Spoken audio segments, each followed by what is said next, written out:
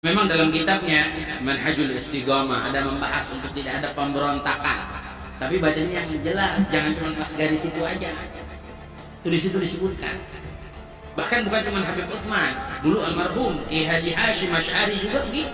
Bahkan bukan cuma Habib Utsman, dulu almarhum Haji Hashim Asy'ari juga begitu. Assalamualaikum warahmatullahi wabarakatuh. Bertemu kembali dengan kami di channel KMS Kang Maman Sulaiman. Kali ini kita akan membacakan fakta sejarah perjuangan dari Hadratus Syekh Kiai Hasyim Asy'ari, pendiri Nahdlatul Ulama. Hal ini perlu kami sampaikan sebagai jawaban dari beberapa oknum Habib yang membanding-bandingkan Hadratus Syekh dengan ulama lainnya. Fakta sejarah kelebihan daripada Kiai Haji Hashim Asy'ari. Beliau merupakan perwakilan tokoh Islam yang memberontak terhadap kolonial Belanda dengan alasan bahwa penderitaan bangsa yang dialami oleh para penjajah kolonial Belanda sangatlah membuat masyarakat menderita. Juga adanya pengekangan terhadap umat Islam untuk menjalankan ibadah keagamaannya.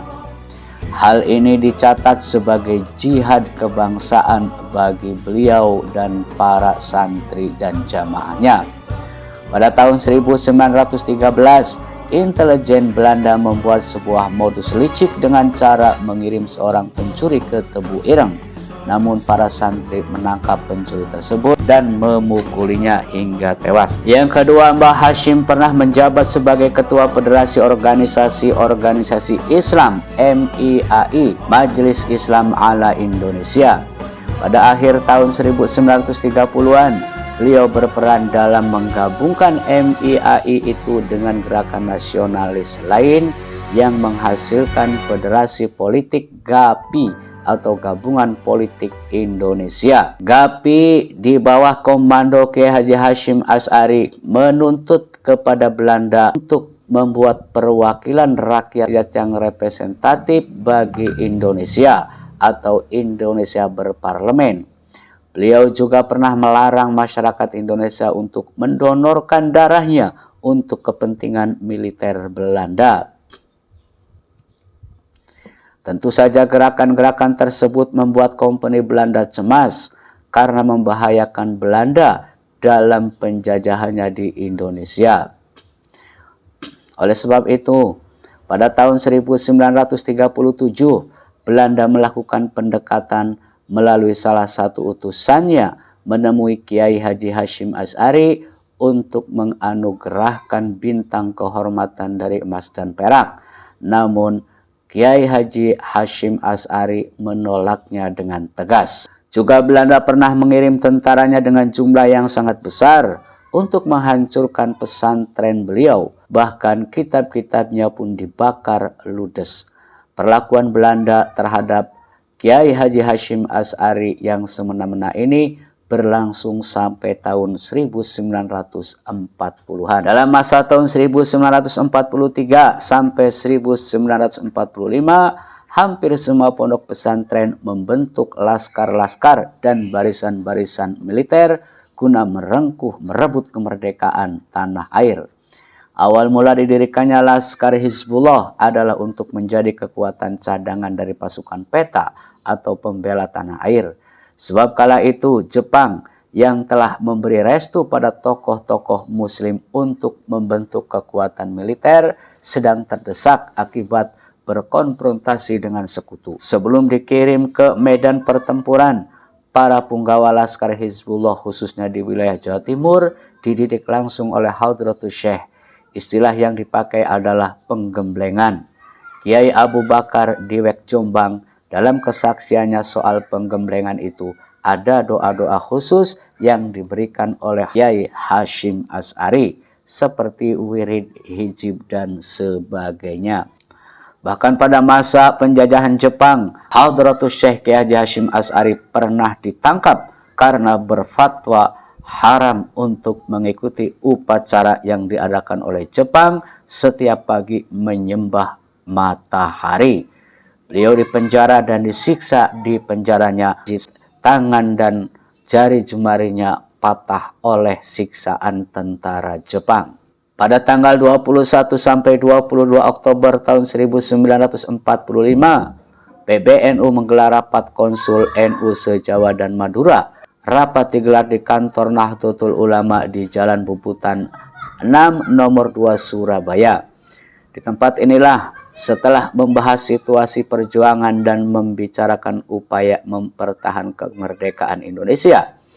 Di akhir pertemuan pada tanggal 22 Oktober tahun 1945, PBNU akhirnya mengeluarkan sebuah resolusi jihad sekaligus menguatkan fatwa jihad Rais Akbar NU Hadratus Syekh Kiai Haji Hashim Asy'ari. Fatwa jihad ini mewajibkan semua umat Islam untuk melakukan perang membela tanah air, dan perang tersebut dianggap jihad fisabilillah. Pada saat-saat sebelum kemerdekaan dibentuk Badan Penyelidik Usaha-Usaha Persiapan Kemerdekaan Indonesia atau BPUPKI. Dari badan ini muncullah usulan dasar negara, yaitu Pancasila. Namun Pancasila ditolak oleh beberapa ormas Islam. Pertentangan dasar negara ini sangat begitu tajam. Akhirnya dibentuk Panitia 9. Ada Bung Karno, Bung Hatta, Haji Agus Salim, Abi Kusno, Kahar Muzakir, A.A. Marimis, A. Subarjo, M. Yamin, dan Haji Wahid Hashim.